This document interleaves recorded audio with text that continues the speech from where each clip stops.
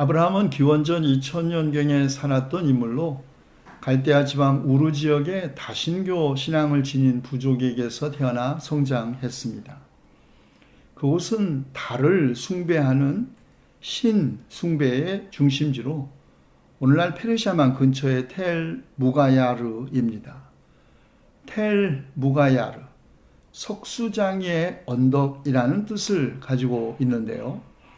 현재 이라크의 바빌론 유적으로부터 약 224km 남쪽에, 그리고 페르시아만에서 북서쪽으로는 약 240km 떨어진 곳에 위치하고 있습니다.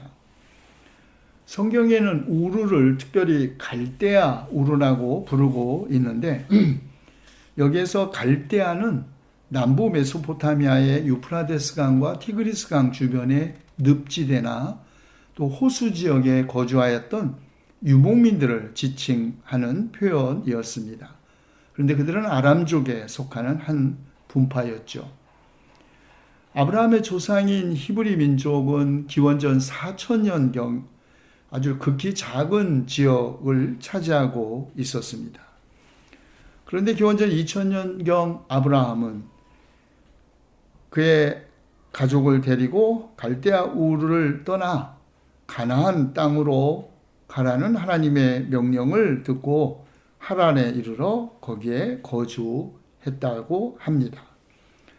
자, 오늘 이 시간에는 아브라함의 아내 사라에 대하여 함께 생각해 보려고 합니다.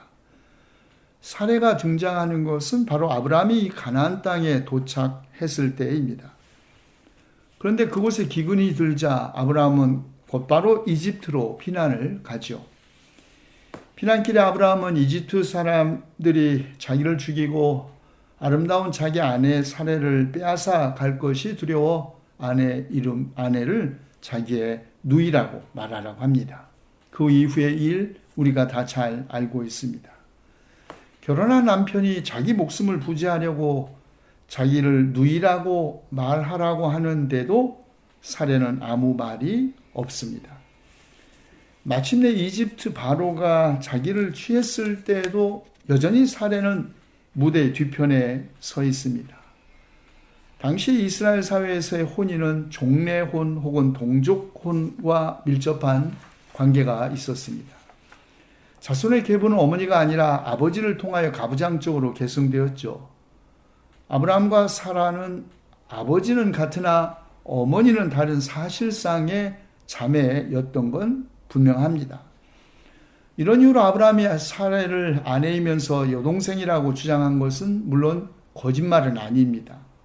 그러나 어쨌든 자기 아내를 빼앗길 것이 두려워 자기가 죽고 자기 아내를 누이라고 거짓말한 것은, 그렇게 말하도록 강요한 아브라함의 태도는 참 이해하기 어렵죠. 사라가 다시 등장하는 것은 아기를 낳지 못하는 사라가 아브라함에게 자기의 몸종 하갈을 취하게 하고 임신한 하갈이 자기를 깔보는 것에 고통을 받아 아브라함에게 판단을 맡기는 장면입니다. 당시 여자가 아기를 낳지 못한다는 것은 이중에 불명예스러운 낙인을 찍힌다는 것을 의미했습니다. 하나는 가부장적이고 아주 높은 사망률을 보인 노동집약적인 사회에서 자신의 위치를 상실한다는 것이고, 다른 하나는 아브라함에게 했던 하나님의 약속의 성취가 장애를 받는다는 것이었죠.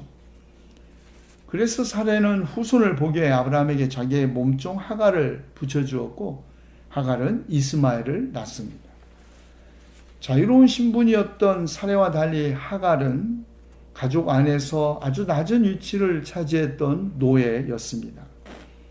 아브라함과 직접적인 관계가 없는 사라의 몸종이었던 것이죠. 사라가 하갈을 아브라함에게 주었을 때에도 여전히 하갈은 사라의 책임 아래 있었습니다. 하갈은 이집트에서 온 이방인이기도 했습니다. 하갈이 이방인이라는 사실은 이 이야기에서 예고된 긴장을 이미 야기하고 있습니다.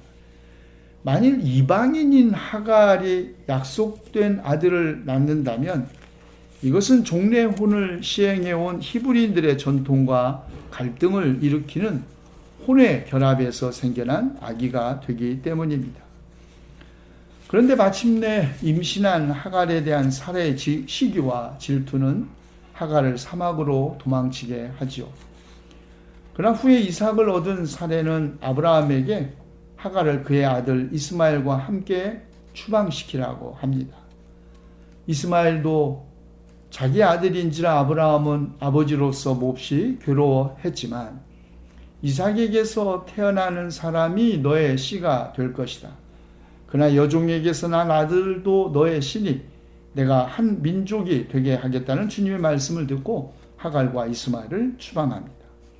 그리고 후일 이스마엘은 트랜스 요르단과 북아라비아 12지파의 시조가 되었습니다. 사레와 하갈은 사실 모두 그들이 살고 있던 가부장 사회의 희생자이자 가해자입니다. 사레는 아들을 낳을 수 있는 능력으로 판단받는 가부장 제도의 희생자였고 하갈은 성과 신분에 의해 이중적으로 희생을 당했습니다. 그러나 하나님의 약속사에서 사레가 여러 민족의 어머니가 되는 결정적인 사건이 일어납니다. 어느 날 마므레의 상수리나무 곁 자기 장막 어귀에 앉아있는 아브라함에게 새 천사가 나타나 사레의 출산을 예언합니다. 물론 이 사건 전에 이미 하나님은 아브라함에게 자신의 전능하신 하나님으로 계시하시면서 내가 너의 아내에게 복을 주어서 여러 민족의 어머니가 되게 하고 백성들을 다스리는 왕들이 그에게서 나오게 하겠다고 약속하셨습니다. 그리고 바로 이 약속의 표징으로 본래 사레라는 이름을 가졌던 아브라함의 아내 이름을 사라, 곧 여러 민족의 어머니로 바꾸게 했던 것이죠. 그 후 새 천사가 나타나 아브라함에게 아내의 출산을 약속합니다. 그런데 이 말을 들은 아브라함은 얼굴을 땅에 대고 엎드려 웃으면서 혼자 말을 하죠. 내 나이 100살 되었는데 어떻게 아들을 낳을 수 있다는 말인가? 또 90살이나 되는 사라가 아기를 낳을 수 있을까? 생각하면서 아브라함은 이집트 출신의 몸종 대리모 하갈의 아들 이스마엘이나 하나님께서 주시는 복을 받으면서 살기를 원한다고 말합니다. 그러면서 동시에 약속을 지키지 않으시는 하나님에게 비아냥거리는 투로 말하면서 마치 하나님의 체면을 살려주는 것 같은 웃음을 웃은 것이죠. 신약 성경에서도 사라가 여러 번 등장합니다. 로마서 4장 19절은 사라의 불임이 하나님의 약속에 대한 아브라함의 믿음을 부각시키죠. 그런데 히브리서 11장 11절은 아브라함에서 사라로 초점을 옮겨가는데 사라는 나이가 지나 수태할 수 없는 몸이었음에도 불구하고 임신할 능력을 얻게 된 것이 약속하신 분을 신실하신 분으로 생각했기 때문이라고 합니다. 그럼에도 불구하고 사라는 가부장 제도와 남편에 대한 여성의 종속을 정당화하는 데 이용되고 있죠. 베드로전서 3장 6절은 사라가 아브라함에게 순종하면서 그를 주님이라고 불렀다고 합니다. 또 갈라디아에서 하갈은 율법 아래 사는 지금의 예루살렘에 사는 노예들을 대표하는 집단으로 알레고리컬하게 해석되고 사라는 본처로서 하늘에 있는 예루살렘의 자유로운 그리스도인 공동체의 어머니로 묘사됩니다. 이것은 아브라함의 아내이자 이삭의 어머니인 사라 이야기에서도 드러납니다. 히브리서 기자는 믿음으로 사라는 나이가 지나서 수태할 수 없는 몸이었는데도 임신할 능력을 얻었습니다. 그가 약속하신 분을 신실하신 분으로 생각했기 때문입니다. 라고 증언하고 있지만 사실 창세기의 사라는 천사들의 약속을 믿을 수 없어서 웃었던 여인입니다. 우리가 아는 대로 웃음에는 수많은 종류가 있습니다. 가가 대소부터 가소, 건소, 경소, 맹소, 대소, 미소, 박장대소, 실소, 염화미소, 또 파안대소, 폭소, 정말 수많은 형태의 웃음이 있죠. 우리말에도 너털웃음, 눈웃음, 비웃음, 선웃음, 소웃음, 쓴웃음, 억지웃음, 찬웃음, 코웃음, 함박웃음, 헛웃음 등이 있습니다. 이 수많은 웃음의 종류 가운데 사라가 웃었던 그 웃음은 어떤 혹은 무슨 웃음이었을까요? 여자였으니 분명히 너털 웃음 아니었을 것이고 어쩌면 쓴웃음이었을 것 같습니다. 자신의 처지를 누구보다 잘 알고 있는 사라에게 천사의 말은 비록 덕담으로도 들리지 않았을지 모릅니다. 아브라함과 고향을 함께 떠날 때부터 지금까지 아기를 가질 수도 없었는데 임신할 수도 없는 나이에 웬 아들, 아니 고향을 떠날 때의 후손이 하늘의 별처럼 바닷가의 모래처럼 많게 될 것이라고 약속하신 하나님께서 지금까지도 그 약속을 지키지 않고 계시는데 도대체 이 천사들은 웬 헛소리를 하는 것인지 모르겠다는 표정의 웃음, 냉소였을지도 모릅니다. 사라도 분명 아브라함 같은 신앙의 인간이 아니라 불신의 인간, 의심하는 인간의 전형입니다. 그러나 하나님은 인간적 상식과 가능성을 넘어 불가능한 일을 가능하게 하시는 전능하신 분이십니다. 이삭을 낳은 후 사라는 혼자 말하죠. 하나님이 나에게 웃음을 주셨구나. 나와 같은 늙은이가 아들을 낳았다고 하면 듣는 사람마다 나처럼 웃지 않을 수 없겠지. 어쩌다 실수하여 늦동이를 본 늙은 여인의 웃음이 아닙니다. 이 웃음은 하나님이 주신 웃음이죠.